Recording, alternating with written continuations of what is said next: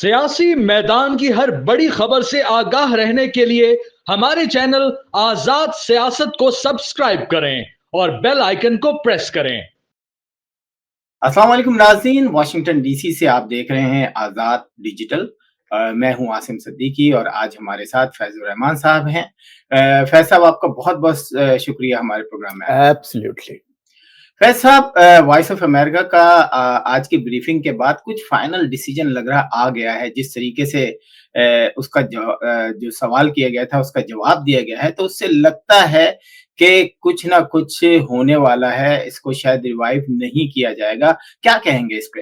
جی عاصم، بالکل واضح طور پر آج اسٹیٹ ڈپارٹمنٹ کی جو اسپوکس پرسن ہے ٹیمی بروس، انہوں نے باقاعدہ ایک اچھی خاصا وقت لے کر انہوں نے یہ بات ایک طرح سے فیصلہ کن انداز میں کہہ دی کہ وائس آف امریکہ کو اب اس حالت میں ریوائیو نہیں کیا جائے گا، اور وہ کام جو رشین یا چائنیز پروپیگنڈا کو کاؤنٹر کرنے والی بات ہے تو وہ کسی اور طریقے سے وہ امریکی حکومت کرے گی۔ لیکن جو اس وقت جو معاملات ہیں، اس وقت ایڈمنسٹریشن کا یہ خیال ہے کہ وہ بقول ان کے ناقابل اصلاح ہیں، اور اب اس ایجنسی کا ایز اے ہول کوئی مصرف نہیں رہا۔ دیکھیے، ظاہر ہے یہ میرے لیے بھی ایک افسوسناک بات ہے۔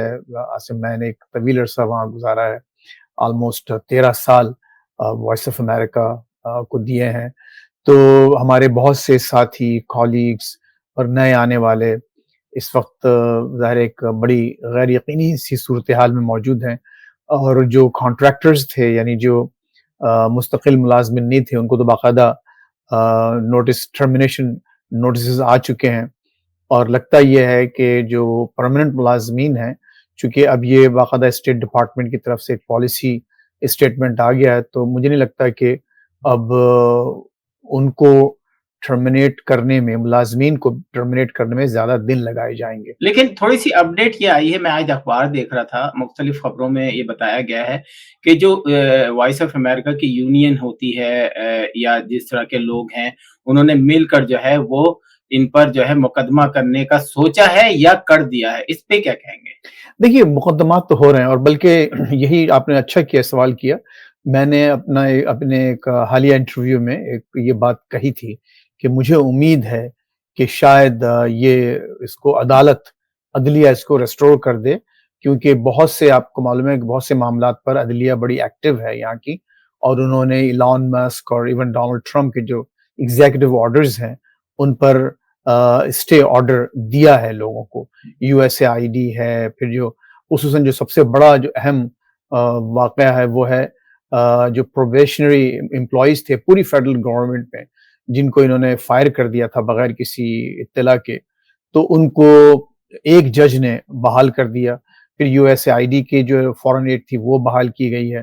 تو کئی چیلنجز ان کو مل رہے ہیں، اور یہی وجہ ہے کہ آج ڈونلڈ ٹرمپ نے اپنے ایک میسج میں، ایک تو پہلے ٹروتھ سوشل اور پھر بعد میں ایکس پر، انہوں نے یہ کہا کہ انہوں نے باقاعدہ چیف جسٹس رابرٹس کو، امریکن سپریم کورٹ کے جو چیف جسٹس ہیں رابرٹس، ان کو یہ کہا ہے کہ آپ اپنے ان ججوں کو لگام دیں لٹرلی، اور ان کو روکیں، کیونکہ اس سے جو ہے بہت بڑا بحران پیدا ہوگا۔ میں نے الیکشنز جیتے ہیں، 80 ملین ووٹس لے کے میں آیا ہوں، مجھے اختیار ہونا چاہیے کہ میں کیا کروں اور کیا نہ کروں۔ مجھے کوئی ایک جج یا جو ایکٹیوسٹ جج ہیں، جن کو انہوں نے بڑے القابات سے بھی نوازا، لونیٹکس ہیں اور پاگل ہیں اور ریڈیکلز ہیں، اور بہت سے ایسی باتیں کی، جس کی وجہ سے لگتا یہ ہے کہ وہ بڑا سخت انہوں نے وہ موقف اختیار کیا۔ تو مجھے لگتا یہ ہے کہ شاید کورٹس بھی تھوڑا سا بیک فٹ پر جائیں، اور میری امید یہ تھی کہ شاید وائس آف امریکہ کو عدلیہ سے کوئی ریلیف مل جائے، اور کم از کم تھوڑا وقت مل جائے تاکہ وہ اپنے معاملات بہتر کر سکیں، یا ایک بہتر طریقے سے اس کو شٹ ڈاؤن کیا جائے، تھوڑے سے لوگوں کو ایک پروسیس کر۔ لیکن لگتا یہ ہے کہ ایسا اب نہیں ہونے جا رہا۔ یہ ٹرمپ کی جو انتظامیہ ہے یا آئس پولیس ہے، یہ اتنی ایکٹیو ہو گئی ہے کہ ہمارے علاقے سے، جہاں میں رہتا ہوں، ادھر سے بھی ایک شخص کو گرفتار کیا کہ جو جارج ٹاؤن میں ریسرچ کرتے تھے، اور وہ جب اپنے ملک سے واپس آ رہے تھے، وہ انڈین مسلم ہے شاید، اور جی ان ہاں، کی وائف جو ہے بدر فلسطین، خان سوری نام ہے ان کا، جی فلسطینی ان کی وائف ہیں. ان کی وائف فلسطینی جی تو نژاد آپ ہیں. یہ دیکھیں کہ ٹیلی فون چیک کرنا، اس میں سے 5 میسج جو 4 میسج اس طرح کے نکال لینا، یہ تو ہر ایک کے لیے وہ ہوگا کہ آپ ٹرمپ کے خلاف بول بھی نہیں سکتے. اگر ٹرمپ کی پالیسیز کے خلاف نہیں بول ہاں سکتے، کیا کہیں گے؟ دیکھیے، یہ سختی ہر ایک کے ساتھ ہے یا کوئی خاص مخصوص لوگ ہیں؟ نہیں، ہر ایک کے ساتھ نہیں ہے. دیکھیے جہاں تک جو مختلف نمبرز ہیں اس معاملے پر، لیکن آپ کو معلوم ہے نا یہاں پر تقریباً صرف جو انلیگل جو یا جسے ہم لوگ انڈاکومنٹڈ امیگرینٹس کہتے ہیں، ان کی تعداد 22 ملین ہے. یعنی 2 کروڑ 20 لاکھ کے قریب کہا جاتا ہے کہ یہاں لوگ بغیر کسی ڈاکومنٹس کے رہتے ہیں. لیکن جو آپ جن کا ذکر کر رہے ہیں، مثال کے طور پر ایک یہ واقعہ ہے کہ جن کے پاس J1 ویزا تھا، یہ بدر خان سوری جو انڈین نیشنل ہیں، یہاں پر جارج ٹاؤن یونیورسٹی میں بہت اہم فیلوشپ پہ وہ آئے ہوئے تھے، اور ان کو اس وقت گرفتار کر کے لوئزیانا کی جیل میں بھیج دیا گیا ہے. اور صرف الزام یہ لگایا گیا ہے کہ وہ حماس کے سمپیتھائزر ہیں، یہ حماس کو سپورٹ کرتے ہیں اور یہ ہمارا حق ہے. اور چونکہ امریکہ نے حماس کو ایک ٹیررسٹ آرگنائزیشن ڈکلیئر کیا ہے، لہٰذا اب وہاں وہ کہتے ہیں کہ ہم یہاں معافی کی کوئی گنجائش نہیں، اور ان کو جانا پڑے گا واپس. تو یہ تو لیگل طریقے سے یہاں موجود تھے اور ان کو واپس بھیجا جا رہا ہے، اور کافی سختیاں ظاہر کر کے. اس کے بعد آپ وہ جو محمود خلیل جو ایک صاحب ہیں جو کولمبیا میں ہوتے جی تھے، بالکل، ان اور کو انہوں نے چونکہ بہت بڑے وہ ایکٹیوسٹ رہے، انہوں نے اس میں وہاں پر جو پروٹیسٹ پروٹیسٹ کیے ہوئے تھے. بالکل اس کو تو، اور ان کا گرین کارڈ تھا، ان کو بھی باقاعدہ گرفتار کر کے اب ان کا گرین کارڈ کینسل کیا جا رہا ہے، اور لوئزیانا کی ایک سخت جیل ہے وہاں پر رکھا جا رہا ہے. تو یہ تو ہم لیگل جو لوگ ہیں ان کی بات کر رہے ہیں. اچھا، پھر یہ صرف ایسا نہیں ہے کہ یہ صرف مسلمانوں تک محدود ہے یا صرف ساؤتھ ایشینز تک ہے.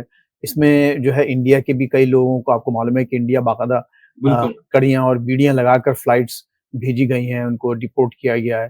اس کے ساتھ ساتھ جو وینیزویلنز ہیں یا میکسیکنز ہیں، کولمبینز ہیں، ان لوگوں کے ساتھ بھی جو ہے بڑا بڑا سختی سے. لیکن ابھی بھی وہ جو ٹارگٹ ہے کہ سب ہم خالی کر دیں گے، وہ نہیں ہو پا رہا. آپ دیکھیے سب کچھ ملا کے بھی میرا خیال ہے کہ اب تک انہوں نے شاید کوئی 1200-1300 کے قریب یا اس سے بھی کم، میں نے تو سنا ہے کہ تقریباً جو ایگزیکٹ نمبر جو بتایا گیا تھا 939 اب تک لوگوں کو ڈپورٹ کیا. لیکن چونکہ ایک ڈائنامک نمبر ہے، چینج ہو، مسلسل چینج. پکڑے بہت گئے لیکن ڈپورٹ کم کیے ہاں، گئے. تو یہ اور اتنے زیادہ پکڑے بھی نہیں جا سکتی، کیونکہ دیکھیے اس کے لیے بھی وسائل چاہیے. ایک ایک آدمی کو پکڑ کر اس کو رکھنا، پھر اس پر لیکن خرچہ کرنا. فیض صاحب، ہم جو دیکھ رہے ہیں اس پہ ہم گھنٹوں بات کر سکتے ہیں کہ جی وہ انہوں نے کہا جی ایجوکیشن، جو فیڈرل ایجوکیشن ہے اس کو بند کر دیا جائے. تو جب اس پہ ریسرچ کی ہم نے تو دیکھا کہ جو فیڈرل جو لون دیے جاتے تھے اسٹوڈنٹس کو وہ اربوں میں ہے، اور وہ اب جو ہے وہ ریاست جو اپنی ہر اسٹیٹ جو ہے وہ خود اس کو دیکھے گی. پھر اس کے بعد دوسرے ان کے نت نئے ایک کے بعد ایک فیصلے جو ہیں وہ آپ کو لگتا ہے کہ یہ تھمیں گے یا یہی تو اصل یہ جو دیکھیے اصل میں اس کا جو اہم پہلو ہے، آپ کے ناظرین کو یہ معلوم ہونا چاہیے. دیکھیے جب پہلی ٹرم میں آئے تھے 2016 کے جو انتخابات جیت کے 2017 میں اقتدار سنبھالا، تو ان کا خیال یہ تھا کہ پہلی ٹرم میں یہ ذرا حد ہولہ رکھیں گے اور پھر اگلی ٹرم میں جا کر وہ سخت فیصلے کریں گے. اور اسی لیے آپ نے دیکھا کہ انہوں نے بیانات وغیرہ دیے اور بہت سخت رویہ اختیار کیا، لیکن جو اقدامات ایسے نہیں کیے کہ جو کہ فوری طور پر جس سے کہ لوگ پوری دنیا میں کھلبلی مچ جائے. یعنی ایسا ضرور ہوا کہ نیٹو کے بارے میں انہوں نے کچھ بیانات دیے، لیکن بہت سی باتیں ان کی صرف بیانات کی حد تک تھیں. اور یہی امید اس وقت بھی لوگوں کو یہ تھی کہ ٹرمپ صاحب باتیں بہت کرتے ہیں لیکن شاید بیانات کی حد تک ہیں، جب آئیں گے تو معاملہ مختلف ہوگا. لیکن اس دفعہ ہوا یہ ہے کہ ان کو معلوم ہے کہ ان کے پاس یہ صرف 4 سال ہیں، اس کے بعد آئینی طور پر یہ اب نیکسٹ الیکشنز نہیں لڑ سکتے. تو اس لیے آپ دیکھیے کہ اول دن سے انہوں نے روز اول سے یہ کام شروع کر دیا ہے کہ آتے کے ساتھ ہی جو ہے فرمان جاری کر رہے ہیں، صدارتی فرمان، اور ان پر عمل درآمد ہو رہا ہے اور عدلیہ کے احکامات کو بھی نظر انداز کیا جا رہا ہے. تو ظاہر ہے کہ ہیوج. اور پھر یہ کہ انہوں نے اتنے محاذ کھول دیے ہیں ہر طرف. نہیں دیکھیے پہلے تو خیال تھا کہ لوگوں کا شاید بڑی جو ایجنسیز ہیں، فیڈرل ایجنسیز، ایجوکیشن ڈپارٹمنٹ ہوا، USAID ہوا، یا HHS ہوا، یا پینٹاگان ہوا، وہاں پر توجہ رکھی جائے گی، وہاں پر کٹوتیاں کی جائیں گی، وہاں پر اصلاحات آئیں گی. لیکن ایون چھوٹی ایجنسی جیسے وائس آف امریکہ ہے، 267 or 268 to be, about that much, million dollars. تو اس بجٹ کی ایجنسی کو جس کا ایک نام ہے جو کہ دنیا میں امریکہ کی پہچان ہے، اس کو بھی انہوں نے بیک جنبش قلم جسے کہا جاتا ہے اس کو بند کر دیا. ہونا تو یہی چاہیے تھا، ظاہر ہے کہ بتدریج کیا جاتا تاکہ نقصانات کم ہوتے، چیزیں اچانک نہیں بیٹھتی، لوگوں کے جو لائیولیہڈز ہیں، ان کے روزگار ہیں، اس طرح سے متاثر نہیں ہوتے. کئی لوگ جو بیچارے کانٹریکٹرز ہیں جن کے پاس کوئی سیفٹی نیٹ نہیں ہے، کوئی ان کے پاس بچت نہیں ہے، وہ اپنے پے چیک ٹو پے چیک رہ رہے ہیں، ان کے ساتھ ظاہر ہے کہ بہت بڑی زیادتی ہے. اچھا فیض صاحب، آخری سوال پہ جانے سے پہلے میں تھوڑا سا آپ سے بات کروں گا کہ یہ جو فیڈرل امپلائیز ہیں اور یہ اب جو ہے وہ 100,000 نہیں رہے، اب یہ ہزاروں میں اور اب تو لاکھوں میں جو ہے امریکہ کے اندر ہوتے چلے جا رہے ہیں. 2 ملین لوگ ہیں جو 2 فیڈرل ملین. امپلائیز تو ہیں. ان کا کیا مستقبل ہے؟ کیا یہ عدالت سے رابطہ کریں گے؟ جیسا کہ آپ نے شروع میں بتایا کہ عدالتیں جو ہیں، اب لگتا ہے کہ عدالتیں جو ہے ٹرمپ کو جو ہے ہارڈ ٹائم دیں گے، لیکن یہاں الٹا ہی ہو رہا ہے کہ ٹرمپ جو ہے وہ عدالتوں کو ہارڈ ٹائم دینے پر آ گئے ہیں. تو یہ بالکل پاکستان والا تھوڑا سا ہم سلسلہ دیکھ رہے ہیں کہ یہاں پر ہو رہا ہے. تو وہ اپنی وہ کہتے ہیں وہ اپنی ایگزیکٹو اتھارٹی وہ کر رہے ہیں، وہ کہہ رہے ہیں کہ میں اس کو اسرٹ کروں گا، میں چیف ایگزیکٹو ہوں اس ملک کا، میں جو چاہوں گا کروں گا، میں عوام کے ووٹ سے آیا ہوں. یہ ججز جو ہیں یہ تو اپوائنٹیز ہوتے ہیں، انہوں نے کوئی الیکشن نہیں لڑا، یہ عوام کے نمائندے نہیں ہیں. عوام کے نمائندوں کو یہ حق ہونا چاہیے کہ وہ تمام فیصلے کریں. ظاہر ہے کہ یہ ایک آئینی بحث ہے جہاں پر جو کہ وکلا اور جو ججز ہیں وہ اس کو دیکھیں گے. لیکن دیکھیے یہ ظاہر ہے کہ وہ یہ نہیں چاہتے کہ اگر 2 ملین سے کچھ زیادہ جو 20-21 لاکھ جو فیڈرل امپلائیز ہیں پوری امریکہ میں، اس کو ان سب کو فارغ کر دیں. میرا خیال ہے ان کا جو گول ہے وہ اباؤٹ کہ آدھا اس فیڈرل گورنمنٹ کا جو سائز ہے وہ آدھا کر دیا جائے. تو آپ یہ مطلب یہ کہ رفلی 1-8 ملین کے قریب لوگوں کو وہ نکالنا چاہتے ہیں. لیکن دیکھیے 10 لاکھ بہت بڑا نمبر ہوتا ہے امریکہ میں، حالانکہ امریکہ کی آبادی 35 کروڑ کی آبادی ہے، لیکن اس میں 10 لاکھ فیڈرل امپلائیز کا نکل جانا وہ بہت بڑا نمبر ہے. تو ایسا مجھے نہیں لگتا کہ عملاً یہ ممکن ہوگا، لیکن ان کی کوشش پوری یہ ہے خصوصاً ایلان مسک کے ساتھ مل کر کہ زیادہ سے زیادہ کٹوتی کی جائے. اور ان کا کہنا یہ ہے کہ اگر ہم ایسا نہیں کریں گے تو امریکہ بہت جلد بینک رپٹ ہو جائے گا.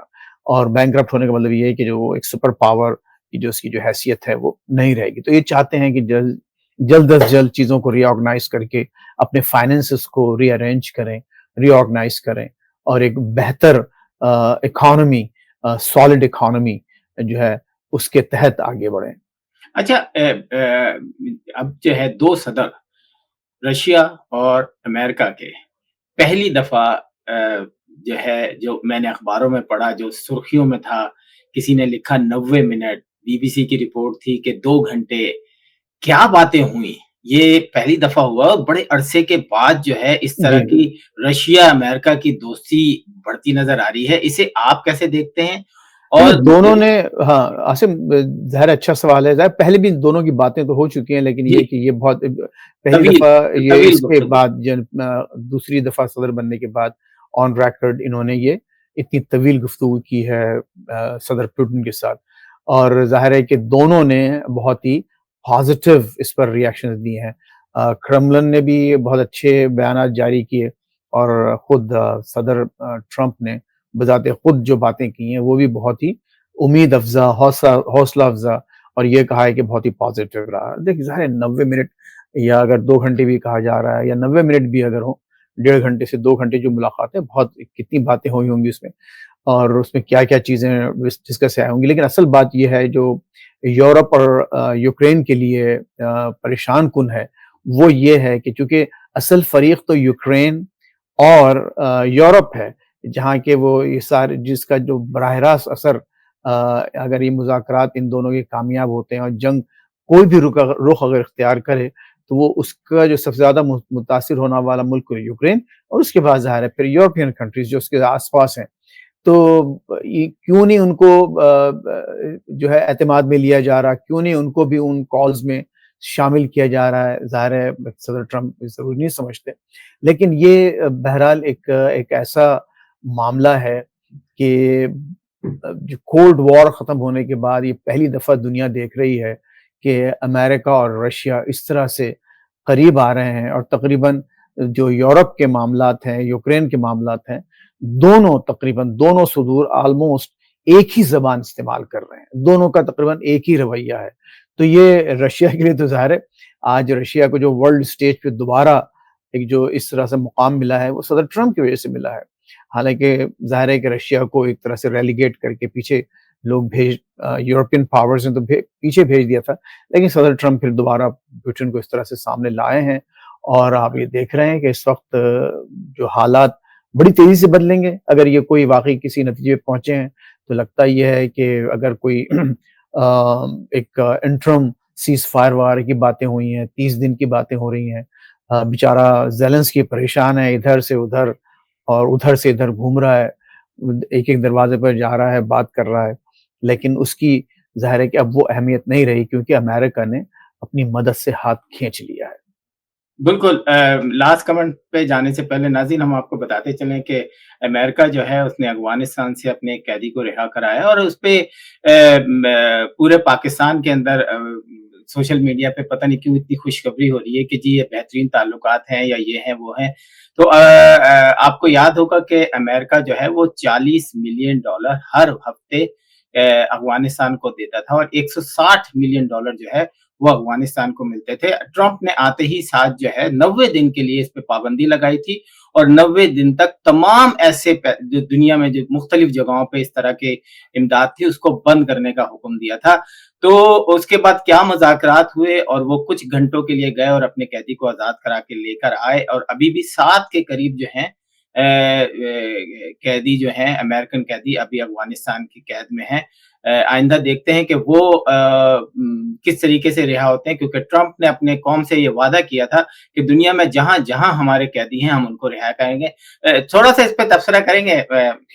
دیکھیے اس میں جو پاکستان میں 2 باتیں ہو رہی ہیں اس حوالے سے. ایک تو یہ کہ جو ہمارے تحریک انصاف کے بہن بھائی ہیں ان کو تھوڑی سی ایک اور امید ان کے لیے بن چلی ہے کہ ظالم خلیل زاد باقاعدہ آفیشلی ایک نمایاں اس پہ موقع پر وہ سامنے آئے ہیں. کوئی ابھی ان کو کوئی عہدہ تو نہیں ملا ہے، لیکن یہ جو قیدی واپس آیا ہے امریکن پرزنر، اس میں ظالم خلیل صاحب جو ہیں وہاں موجود تھے.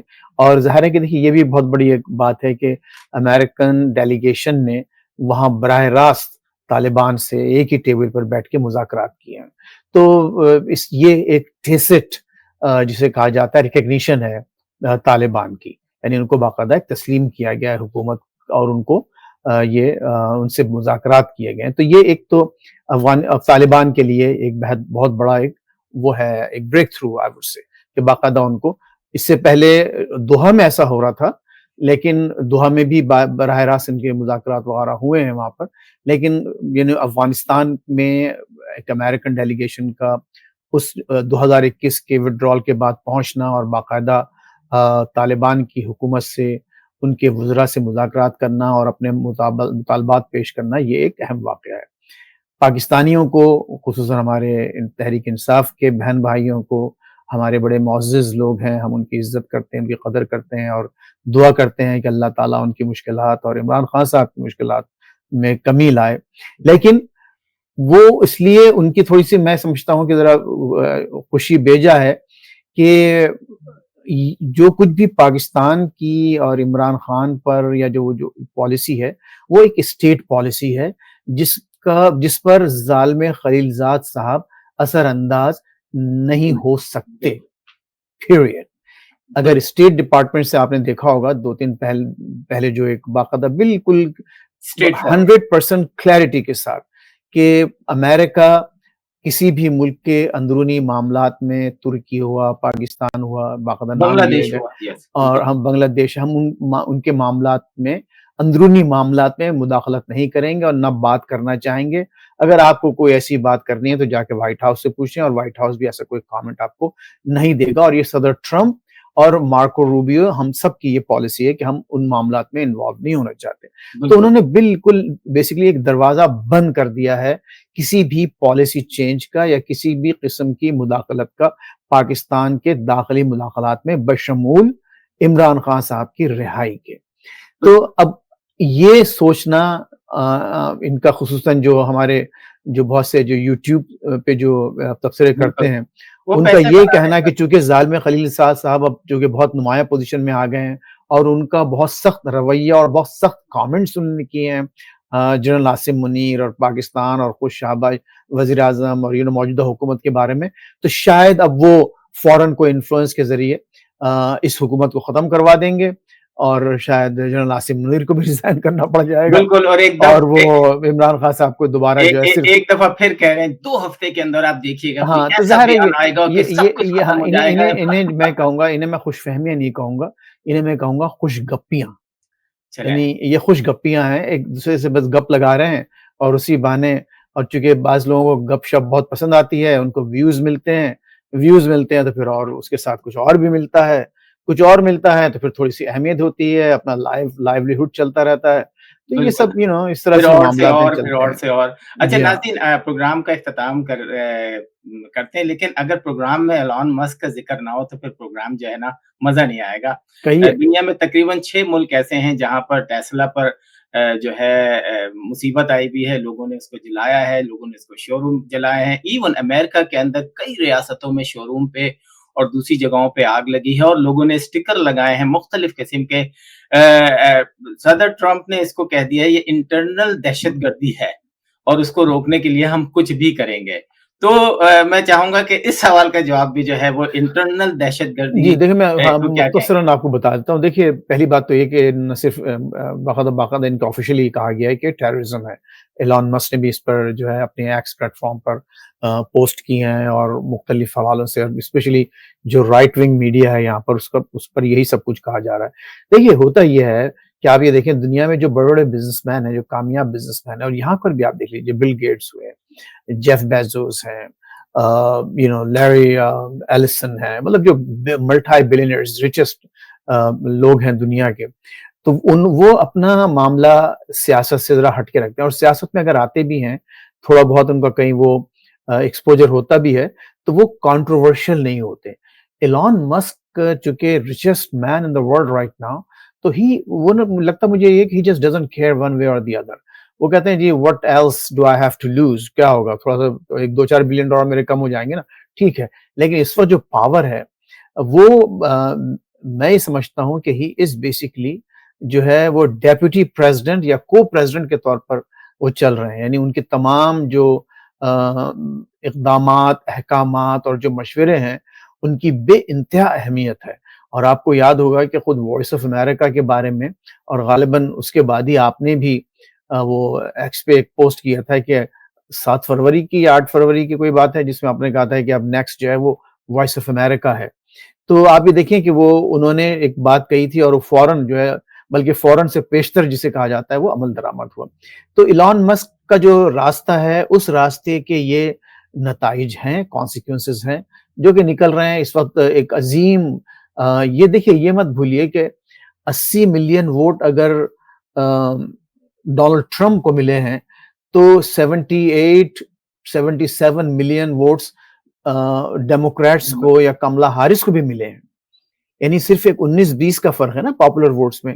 اور پھر وہ چونکہ میتھمیٹکس ہونے کی وجہ سے وہ ان کو تھوڑے سے الیکٹرل کالج کے ووٹ زیادہ مل گئے، ان کو کم ملے. لیکن اس وقت جو ہے امریکہ ایک it's an equally divided country between the Democrats and the Republicans, یا جس پہ کہہ لیجیے کہ جو لیفٹ ونگ کے لوگ ہیں اور رائٹ ونگ کے لوگ ہیں. تو اگر آپ اس قدر تیزی سے اپنے آپ کو اسرٹ کریں گے اور ہر چیز کو رونتے ہوئے چلے جائیں گے تو ہوگا یہی کہ ظاہر ہے جو دوسرا جو ملینز اینڈ ملینز آف لوگ جو دوسری طرف ہیں وہ سخت ناراض ہیں اور وہ اپنا ری ایکشن دے رہے ہیں.